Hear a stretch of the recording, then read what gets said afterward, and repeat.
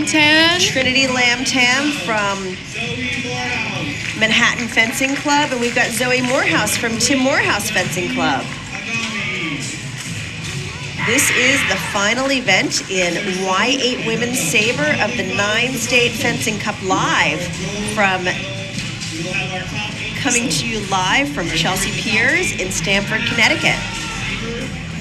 And this is Zoe's first regional non-club tournament on our right. And there she is in the final. I mean, that's nice. That's really nice. That's a good start. And if anything, this is really good for confidence, and you feel good about yourself, and you want to keep fencing because it's giving you positive She's feelings. got her coach Iba out there with her. And you wonder, like, this is her first regional tournament. You said, do the kids know that, like, it's just another tournament against kids my age on a fencing strip? Because sometimes when you go to a nationals or a worlds, right. Like, oh my God, it's overwhelming. And these kids are so young. Do they know the difference yet? Maybe not. This probably feels like world championships to them. I mean, yeah. I remember fencing a super youth circuit, SYC, and I thought that was like the Olympics. Like, it felt so big, and everyone was so much older and more experienced. I mean, that is this situation here. I don't see a lot of crazy socks, actually. Did the kids wear crazy socks? Yeah, I remember when I first started fencing in Y12, everyone wore crazy patterned socks with, like, you know, Disney characters on them or sushi or... That's fun. I don't see it as much anymore because it doesn't look professional. But it's also, I think clubs have made a big deal about trying to... so that's three attacks in a row from Lam Tan. So Zoe has to either step back and pull distance. She needs to step back. She needs to mix it up. And I see her doing that kind of waiting step where she's balancing on one foot coming forward, and that's something Tim Morehouse teaches, to kind of wait out your opponent. But she waited just a little too long. It's all about the timing. Uh-oh, she's upset. But she's got this. It's a simple fix. It's okay. It's just hard in 10 touches. Lam Tan she's a tough cookie. She's been pretty dominant. I have to say, I mean, Lam Tam was fencing at regional tournaments last year. Yeah. She has 2 bronze medals from last year and 4 medals in the 4 additional times on the medal stand. She's got a gold medal from this year, and she's got another chance.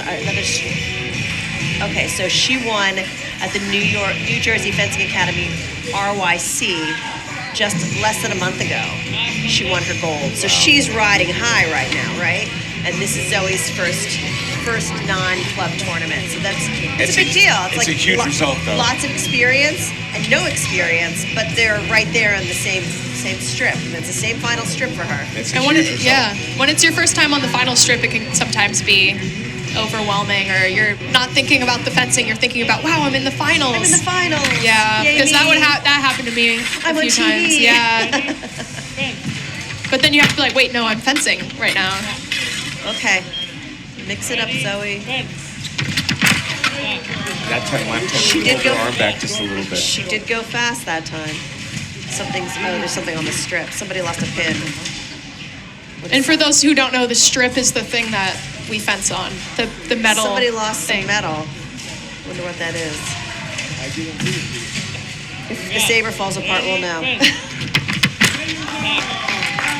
Zoe's extending her hand really straight in the box.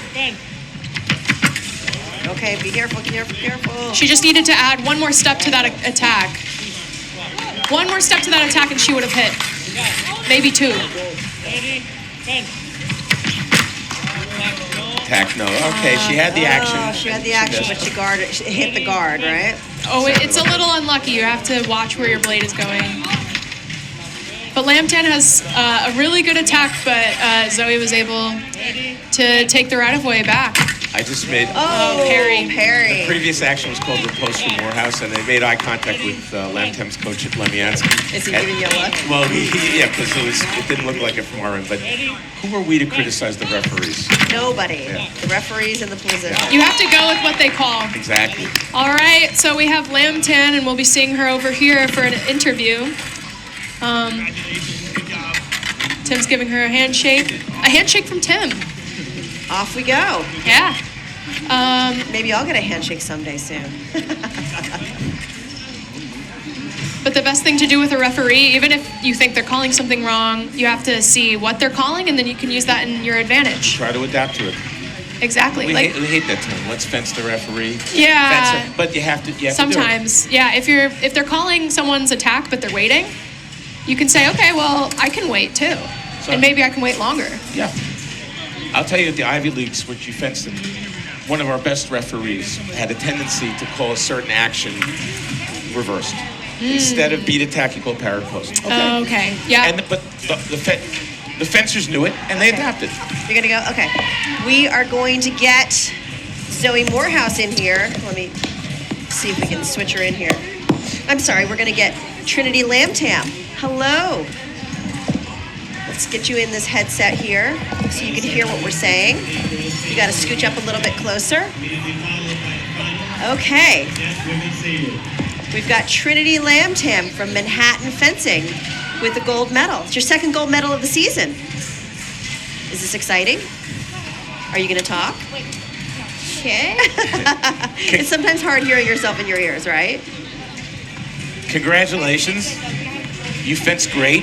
What was your game plan from the beginning of the bout? I didn't have one.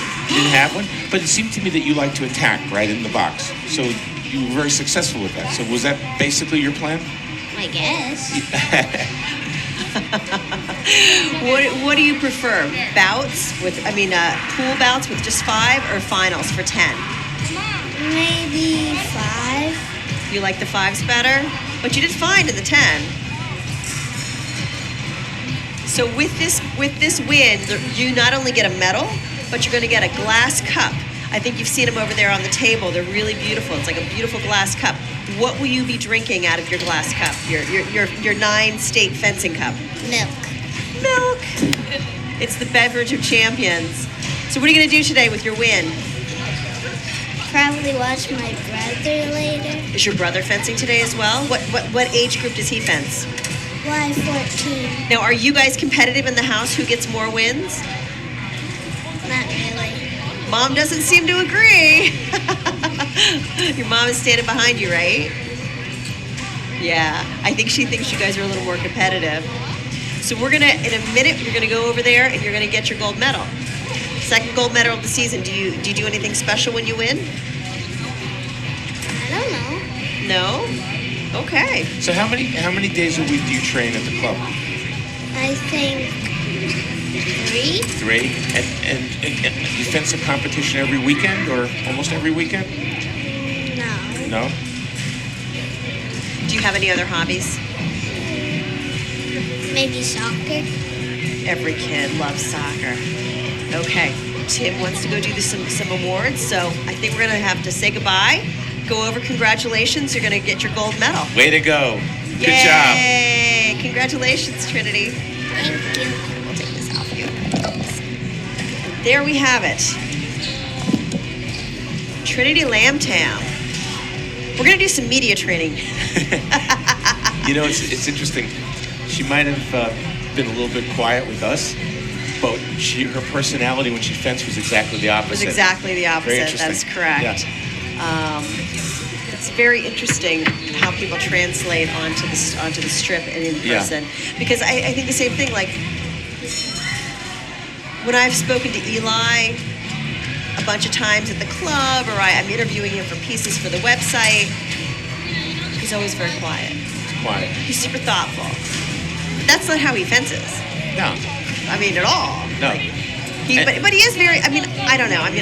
I just know it from the way I see it. It looks like he's very, we talked about this. He's very controlled. He's got a plan. He sticks with it.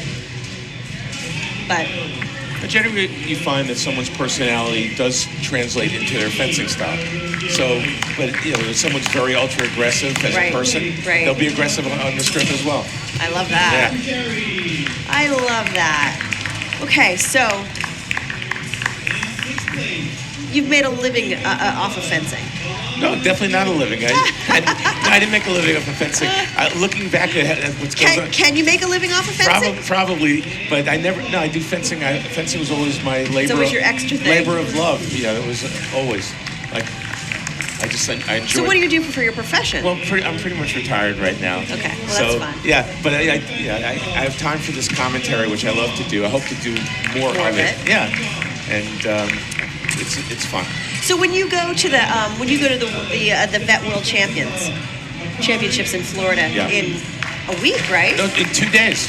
You're down in 2 days? Yeah. It's next weekend. It starts on Wednesday, I believe. Right.